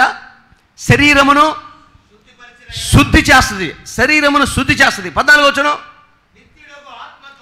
నిత్యుడగు ఆత్మ ద్వారా తన్ను తాను దేవునికి నిర్దోషిగా అర్పించుకున్న యేసు క్రీస్తు రక్తము నిర్జీవమైన క్రియలను విడిచి జీవము గల దేవుణ్ణి సేవించుటకు, అలాంటి వారి మనస్సాక్షిని, కొడతావా చప్పట్లో, నిశ్చయముగా మనస్సాక్షిని బాగు చేయగల రక్తం. హల్లెలూయా. గొర్రెల రక్తం, మేకల రక్తం, బూడిద, ఈ బూది నీ శరీరాన్ని బాగు చేస్తుంది. కానీ యేసయ్య కొరకు నిర్దోషిగా బ్రతకాలని ఎవరైతే తాపత్రయపడతారో, అయ్యో నేను చేసిన పాపం, నేను చేసిన దొంగతనం, నేను చేసిన అక్రమం, నేను చేసిన వ్యభిచారం, నేను ఆడిన అబద్ధం, నేను చేసిన మోసం, ఇవి నన్ను వెంటాడుతున్నాయే, వీటి విషయమై నేను ఎలా విడుదల పొందాలి, ఎక్కడ క్షమాపణ కలుగుతుందని ఒకవేళ నువ్వు అంతరంగాన్ని గురించి బాధపడితే, నీ మనస్సాక్షిని బాగు చేసి ప్రభువుకు నేను ఒక అర్పణగా చేయగలిగింది యేసయ్య రక్తం. అది నిన్ను చేరుకోబోతుంది కొద్ది క్షణాలు. చప్పట్లు కొట్టు. అలాంటి జీవం గల రక్తం యేసయ్య రక్తం. హల్లెలూయా. ఆ యేసు రక్తమే మన ప్రభు బల్ల ఆరాధనలో మనం తీసుకోబోతున్నాం. ఏమనుకున్నారు? యేసయ్య రక్తం అంటే డబ్బాలో తెచ్చి ఫ్రిడ్జ్లో పెట్టి పోసేది అనుకున్నారా?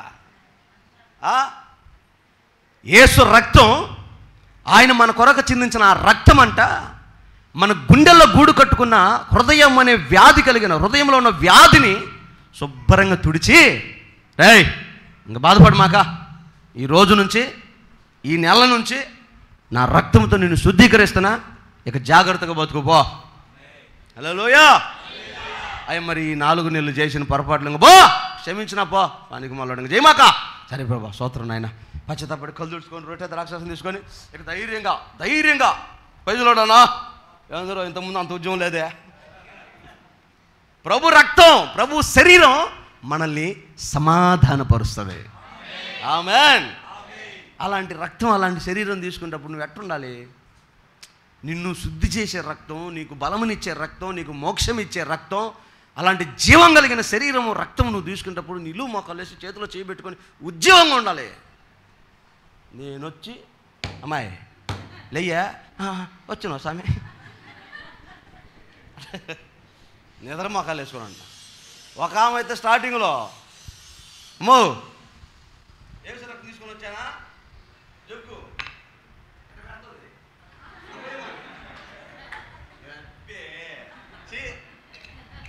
అసలు నువ్వు ఎవరు? నీ కోసం రక్తం ఎదురు చూస్తుంటే ఏదో రక్తం ఎంత ఉద్యోగంగా ఉండాలి, ఎంత ఆసక్తిగా ఉండాలి, కాచుకొని ఉండొద్దు. అసలు ఆ జింక కోసం మాటేసిన చిరుతపల్లాగా ఎదురు చూడద్దా? మనసులో రన్ అవుతూ ఉండాలి. ఈ మాసమంతా నీ క్రియలు దేవుని రక్తం ఫైటింగ్ జరగాలి మీ ఇద్దరి మధ్యలో. ఆ రక్తం నిన్ను శుద్ధీకరించాలి, నిన్ను బాగు చేయాలి, ఆ శరీరం నీ ఒంటికి సత్తువ కలుగు చేయాలి. అలాంటి శరీరం, అలాంటి రక్తం నువ్వు తింటున్నావు. హుషారుగా దేవుని సన్నిధిలో పొందుకోవాలి. నీ మనస్సాక్షి బాగా అయిపోవాలి, సమాధాన పడిపోవాలి. సేవకుడితో, సహోదరుడితో, సంఘముతో, దేవుడితో మొత్తం దాన్ని ఏమంటారు, ఇక తుడిచిపెట్టుకుపోవాలి. పాతయన్ని గతించిపోవాలి. ఇప్పుడు నూతనం అవ్వాలి. ఇక మరలా గొడవలు లేవు. ఇప్పుడు దాకా భార్యాభర్తలు మూతి ముడుచుకొని అట చేసావని 360 డిగ్రీలు తిప్పుకొని వచ్చారా? ప్రభు బల్ల అయిపోగానే అసలు వీళ్ళిద్దరికి అసలు గొడవ అయినట్టే లేదు అన్నట్టుకు వెళ్ళిపోవాలి. ఆటోలో చూసిన వాళ్ళు, బండిలో చూసిన వాళ్ళు, ఎంతసేపు పనికి నాకు చర్చి టైం అవుతుంటే నీకేమి సొక్కా ప్యాంట్ వేసుకొని వచ్చావు, పిల్లడు బో పెట్టద్దా, టిఫిన్ పెట్టద్దా, స్నానం చేపేద్దా, పొరపాటు జరిగింది, ఏదో ఆవేశపడ్డారు, వచ్చారు మందిలో, ఏసు రక్తం తీసుకుని వెంటనే అది అయిపోవాలా. ఇంకా ఇందాకేమన్నావే అన్నావు అనుకో, ఇంక నువ్వు ఏసై రక్తంగా దాగింది, నా రక్తం తాగినట్టే. అది ఇప్పుడు దాకా చెప్పింది నేను ఏం చెప్పాను? ఇంక నా పానం తీసుకొని మాత్రనట్టే కదా. మారు మనసు లేకపోతే ఇంకేముంది? సమాధానం పడిపోవాలి. అంతే, మొత్తం గతించిపోవాలి పాతయ్యని వేస్తున్నామలో. అది దేవుని రాజ్యం అంటే, అది సంఘం అంటే. కాబట్టి ఇలాంటి మనస్సాక్షి మనం పొందుకొని మంచి మనస్సాక్షి గలవారమై హృదయాన్ని శుద్ధీకరించుకొని మనం ప్రభు దగ్గర ఉంటే, ప్రభు ఎప్పుడు ఏ క్షణం వచ్చినా మనం ఈ నేత్రాలతో ఆయన ముఖ దర్శనాన్ని చూస్తామంట. హల్లెలూయా. నిజంగా అవి ఎంత మధురంగా ఉంటాయంటే, ఆయన జ్ఞానయ్య గారు ఆ పాట ఎట్లా రాశాడో కానీ, ముఖ దర్శనం చాలయ్యా నాకు, నీ ముఖ దర్శనం సమీపించని తేజస్సులో నివసించు నా దైవమా, నీ ముఖ దర్శనం చాలయ్యా నాకు, నీ ముఖ దర్శనం. కొడు అమన్. యేసయ్యా యేసయ్యా యేసయ్యా యేసయ్యా ముఖ దర్శనం చాలయ్యా నాకు. ఆమేన్. అంటే ఆ టేస్ట్ మీకు అర్థం కావట్లా. ఆయన సేవ చేశాడు, మందిరంలో సేవ చేసి ఇంటికి వచ్చాడు. ఇంటికి వచ్చి వాళ్ళ ఆవిడని అడుగుతున్నాడు, అయ్యా ఆరాధన బాగా జరిగిందా? ఉద్యోగం లేదు, అంత ఏమి ఇబ్బంది లేదుగా, చాలా ఉద్యోగం. ఈరోజు కొత్త అన్నం పెడితే తినట్లా, నీళ్ళు పెడితే పోసుకోవట్లా, నీళ్ళు ఇస్తే తాగట్లా, ఏం జరిగింది అర్థం కావట్లా. ఈ అమ్మాయి ఏమో చూస్తే నిండు నెలలతో ఉంది, నెలలు గడిచిపోతున్నాయి, నోట్లో మాట రావట్లా. ఏందోనమ్మా 31 నైట్ ఆరాధనకు పోయిండు, వచ్చిన కాంచి మాటలేదు, ఉలుకులేదు, పలుకులేదు, ఏందోనమ్మా. మొత్తానికి డెలివరీ అయింది.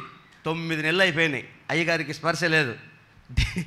డెలివరీ అయిపోయిన వెంటనే ఆయనకు పేరు రాసేటప్పుడల్లా పెన్ను తీసుకొని రాస్తున్నాడు, యోహాను. వీడి పేరు యోహాను. అందరు చప్పట్లు కొడతారు. ఒరే పాస్టర్ గారు 9 నెలల తర్వాత మాట్లాడేంట్రా? అదే రా తేడా జరిగింది. ఆడనే ఏం జరిగింది? దేవదూత వచ్చాడు, అయ్యగారు ధూపం వేస్తున్నాడు, నిబంధన మనసు దగ్గర దొరుకుతున్నాడు, రక్తాన్ని ప్రోక్షిస్తున్నాడు. ఠక్కుమని దూత ప్రత్యక్షమయ్యాడు. ఎవరు నువ్వు అన్నాడు. నేను గాబ్రియేల్ని అన్నాడు. ఆ దూత నేను గాబ్రియేల్ని అన్నాడు. ఎక్కడికెందుకు వచ్చావు అన్నాడు. అదే పిల్లలు లేరని బాధపడుతున్నావు కదా, ఇక నీకు పిల్లలు ఇద్దామని వచ్చాను అన్నాడు. నేను మొసలోని, మా ఆవిడ మొసలిది, మాకు ఎట్టబడతారు పిల్లలు అన్నాడు. ఒరే దరిద్రుడా, విశ్వాసంతో సేవ చేసేవాడు దేవదూత వచ్చి దేవుడి వాగ్దానం ఇస్తుంటే నమ్మకుండా అవిశ్వాసం మాట్లాడతావా? నీ కొడుకు పుట్టేదాకా నీకు నోటి మాట రాదు పోను. ఆ దూత ప్రత్యక్షత చూసిన జకర్యా సల్జరం వచ్చింది. అట్నే ఇంకేం మాట్లాడుతారు, ఇంటికి పోయి గడగల పండుకుంటే దూత కనపడుతున్నాడు, పైకి లేస్తే దూత కనపడుతున్నాడు, అన్నం లేదు, నీళ్ళు లేదు. నేనంట ఒక్క దేవదూతను చూసిన జకర్యాకే ఒళ్ళంతా పులకరించిపోయి అన్నపానాలు మానేస్తే ఇక మరి యేసయ్యను చూస్తే మన పరిస్థితి ఏమై ఉంటుంది చెప్పండి. 40 రోజులు మోసే అన్నం లేదు, నీళ్ళు లేదు, కొండ మీద ఎట్టున్నాడో అనుకున్నా, బ్రహ్మాండంగా ఉండొచ్చు. హల్లెలూయా. ఉండొచ్చు. ఆయన ముఖ దర్శనం దొరకాలి కానీ అదే ఆకలి దప్పిక మొత్తం ఆయన ప్రభావంలో వెళ్ళిపోతాయి అన్నీ. కాబట్టి ఆయన సన్నిధిని మనం కూడినప్పుడంట ఆయన ముఖ దర్శనం కొరకు కాచుకొని ఉండాలంట. మనోనేత్రాలు తెరవబడి ఈ కళ్ళు మూసుకొని ఆయన సన్నిధిలో ఉన్న అనుక్షణం దేవుడి దర్శనం దేవుడి దర్శనం కనపడతాయి. ఎందుకంటే నాకు చాలామంది అక్కోళ్ళు చెప్తారు, అన్న ఆరాధన చేస్తుంటే ఆ నుంచి ఒక పావురం దిగొచ్చినట్టుగా ఉందన్న మీ మీద. ఆరాధన చేస్తుంటే మీ పక్కన ఎవరో పెద్దయినా తెల్లటి నిలువుటంగి వేసుకొని మీ పక్కన నిలబడినట్టుగా ఉన్నాడన్నా అని చెప్తా ఉంటే ఆశ్చర్యం అనిపించేది. అలాంటి దర్శనాలు నీకు రావాలి. ఎవరికి వస్తాయి? హృదయ శుద్ధి కలిగిన వారికి వస్తాయి. డబుల్ గేమ్లు ఆడే వాళ్ళకి ఎట్టొస్తాయి? మనస్సాక్షి పాడైపోయిన వాళ్ళకి ఎట్టొస్తాయి? అందుకని మంచి మనస్సాక్షి కలిగి మన మనస్సాక్షిని శుద్ధి చేసుకొని ఆయన కొరకు ఎదురు చూసే ధన్యత దేవుడు మనకు దయచేయునుగాక. నీకు మంచి మనస్సాక్షి ఉందో లేదో ఎట్ట తెలుసుకోవాలి? ఒకే ఒక మాట చెప్పి నేను ముగిస్తా. ఉద్యోగం అందరూ ఒకసారి అల్లు చెప్పండి. మంచి మనస్సాక్షి ఉన్నవాళ్ళు దేవుని వాక్యానికి, సేవకుడికి, నడిపింపుకి లోపడతారు, విధేయత చూపిస్తారు. ఆ విధేయత చూపించలేదనుకో మంచి మనస్సాక్షి లేదని అర్థం. అంతేగా? ఇప్పుడు నాకు ఫోన్ వచ్చింది, నాకు ఒక 10 లక్షలు అప్పు ఉందనుకో, ఏదో రాంగ్ నెంబర్ వస్తుంది, ఫీడ్ చేయాల నెంబరు వస్తుందనుకో, ఇప్పుడు నేను ఎత్తాలా వద్దా? ఎత్తితే అప్లోడ్ అయితే ఏం చెబుతావమ్మా? ఎత్తను. ఎందుకని? మంచి మనస్సాక్షి లేదు, వాడితో సమాధానం లేదు. సేమ్ టు సేమ్ దైవజనుడితో దేవుడితో సమాధానం లేనప్పుడు మంచి మనస్సాక్షి పాడైపోద్ది. మంచి మనస్సాక్షి మనకు రావాలనుకున్నప్పుడు దేవుడు తొయతైర సంఘంతో ఒక మాట చెప్తాడు. ప్రకటన గ్రంథం 2వ అధ్యాయం 18వ వచనంలో, ప్రకటన గ్రంథం 2వ అధ్యాయం 18వ వచనంలో తొయతైర సంఘం అని ఒక సంఘం ఉంటుంది.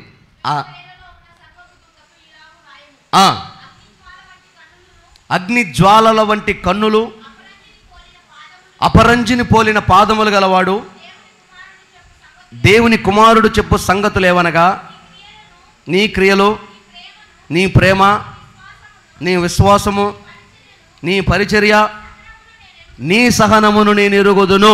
చాలమ్మా. మంచి మనస్సాక్షి కలిగిన సంఘం తొయతైర సంఘం. ఆ సంఘానికి దేవుడు ఇస్తున్న సర్టిఫికెట్ ఏంటంటే నీ ప్రేమను, నీ సహనమును, నీ పరిచర్యను నేను ఎరుగుదును. ఒకవేళ దేవుడు హెర్మోను సంఘమా మీతో మాట్లాడుతున్నాడు. అగ్ని జ్వాలలో నేత్రములు గల దేవుడు మీ హృదయాంతరంగాలను చూసి మాట్లాడుతున్నాడు.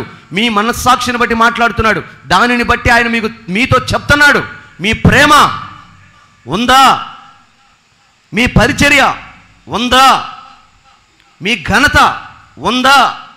దేవుడు ఒకవేళ ఈ సంఘంతో ఈ మాట మాట్లాడితే పరిచర్య చేసేవాళ్ళు, ప్రేమను చూపించేవాళ్ళు, సహించేవాళ్ళు కనబడతారా? ఒకవేళ ఇప్పుడు అడుగుతున్న సంఘాన్ని దేవుడు హృదయశుద్ధి గలవారు, మంచి మనస్సాక్షి గలవారు, ప్రేమ కలిగిన వాళ్ళు ఎంతమంది ఉన్నారు ఇక్కడ? నేను మా అమ్మని ప్రేమిస్తా, మా భార్యను ప్రేమిస్తా, మా అత్తను ప్రేమిస్తా, మా మామను ప్రేమిస్తా, ఆళ్ళని బాగానే ప్రేమిస్తున్నావు, కానీ నీ తోటి సహోదరులను ఎందుకు ప్రేమించలేకపోతున్నావు? సంఘంలో సహవాసంలో ఎందుకు ప్రేమను చూపించలేకపోతున్నావు? ఎందుకు తగ్గించుకోలేకపోతున్నావు? సరే ప్రేమ, ఇంకా ఏం చెప్పాడురా? నీ ప్రేమను నేను ఎరుగుదును, నీ విశ్వాసం. ఏది నీ విశ్వాసం? ఏది అంటే విశ్వాసం అంటే ఏంటంటే భక్తిలో నేను ఇలా చేయటం వల్ల దేవుని రాజ్యానికి నేను వెళ్తాను, దేవుడు నన్ను ఆశీర్వదిస్తాడు, దేవుడు నన్ను దీవిస్తాడు, ఈ విషయంలో దేవుడు నాకు సహాయం చేస్తాడని ఏ రోజైనా దేవుడి మీద ఆనుకున్నావా? ప్రార్థన చేసుకొని అడిగేద్దాం, ప్రార్థన చేసుకొని ప్రారంభిద్దాం, ప్రార్థన చేసుకొని మొదలు పెడదాం. ఏ రోజైనా ఒక ఆలోచన చేసావా? ఏది నీ విశ్వాసం? ఏది? తర్వాత నీ క్రియలు అంటే ఇంక మీకు చెప్పేది ఏముంది? పొద్దున్న లేచిన కాంచి సాయంత్రం చేసేదాకా అవన్నీ నీ క్రియలే. అవి ఎలా ఉన్నాయి? ఎవరి కోసం అయి ఉంటున్నాయి? దేని కొరకు పరుగులెడుతున్నాయి నీ క్రియలు ఒకవేళ చూస్తే. తర్వాత నీ పరిచర్య అంటే తెలుసా మీకు? అసలు హలో, పరిచర్య అంటే తెలుసా? ఏంటి పరిచర్య అంటే? నువ్వు ఇంట్లో, పొలంలో, ఆఫీసులో చేసేవన్నీ పని, ఉద్యోగం, వ్యాపారం అంటారు. దేవుని గుడిలో చేసేదాన్ని పరిచర్య అంటారు. అర్థమవుతుందా?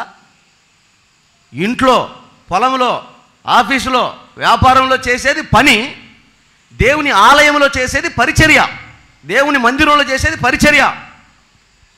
ఇక్కడున్న చెత్త తీసేస్తావో, అక్కడున్న మట్టి తీసేస్తావో, 4 ఇటుకలు అవతలేస్తావో, 4 గంపలు మోస్తావో, ఏం చేస్తావో? భోజనాలు వడ్డిస్తావో, పొయ్యి మంటేస్తావో, అన్నం వండిస్తావో, మందిరం శుభ్రం చేస్తావో, మందిరంలో ఏం చేస్తావో దాని పేరు పరిచర్య.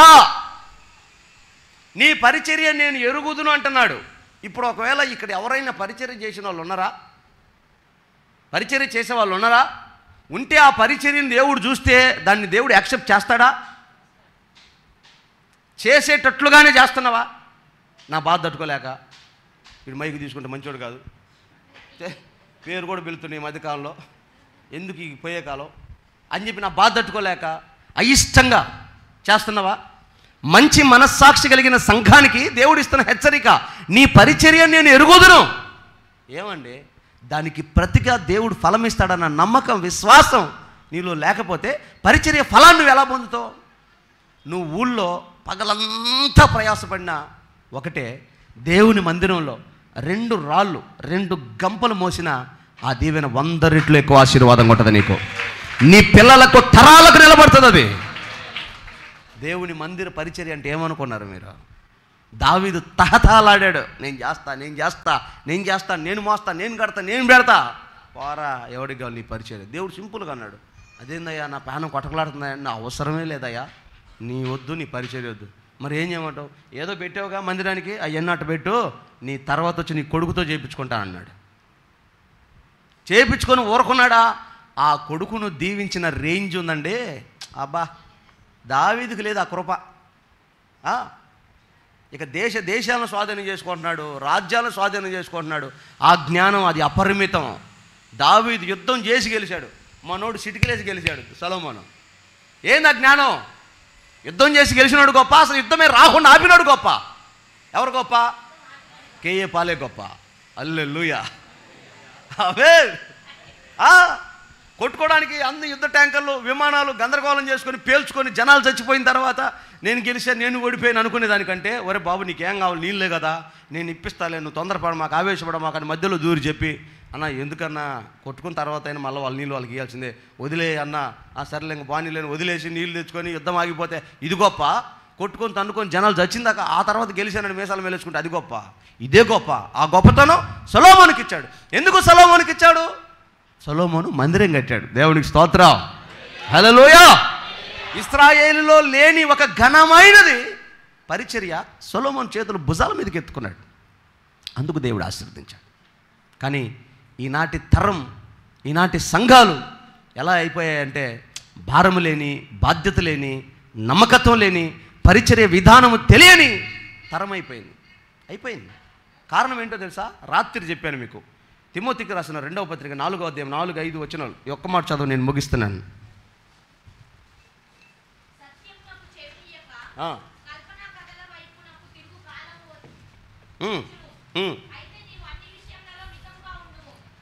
అన్ని విషయములలో మితముగా ఉండి శ్రమపడి అది ఎందుకయ్యా అంటే, సత్యమునకు చెవి వగ్గక కల్పనా కథల వైపు పెట్టుకొని తిరుగులాడువారంట. ఇర్మియాలు అంటాడు, నాయకుని మాటకు లోబడక లోక సంబంధమైన వాటి కొరకు తిరుగులాడుతున్న ఈ జనులను నీ దేవుడిని యెహోవా క్షమించునా?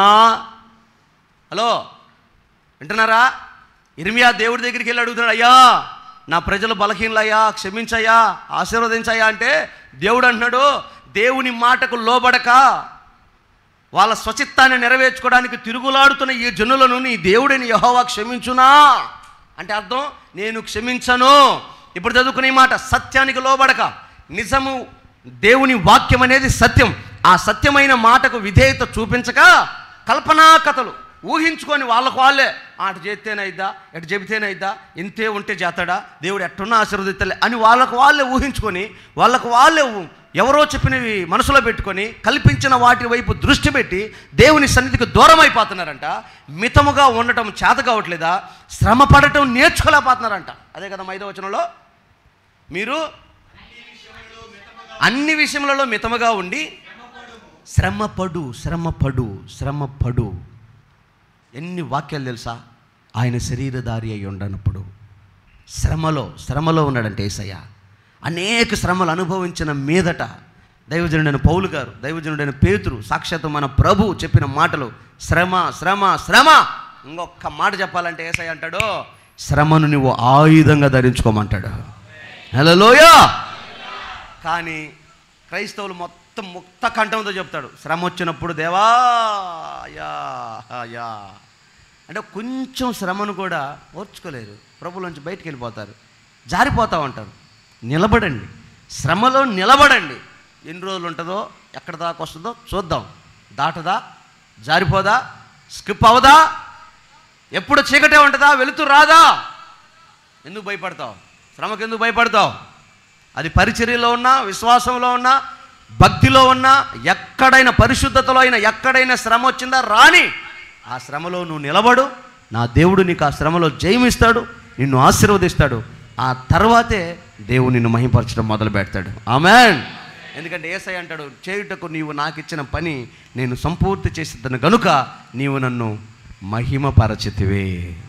హల్లెలూయా. కాబట్టి మనకు అప్పగించబడిన పని, దేవుడు మనకు అనుగ్రహించిన పరిచర్య, మనకు అనుగ్రహించిన సహవాసం, ఈ భక్తి, ఈ మార్గం, ఈ పరిచర్యలో నమ్మకంగా ఉండు, హృదయపూర్వకంగా ఉండు, మంచి మనస్సాక్షి కలిగి ఉండు, నడిపించబడు. దేవుడు నిన్ను మహిమపరిచే కాలం సమీపమయ్యింది. నిశ్చయముగా ఆయన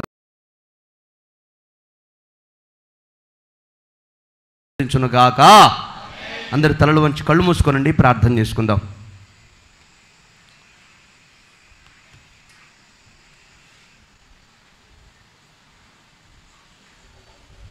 ఒక క్షణం అందరూ అలాగే తలలు వంచి కళ్ళు మూసుకొని, ఇంతవరకు దేవుడు నీతో మాట్లాడిన మాటలన్నీ జ్ఞాపకం చేసుకో.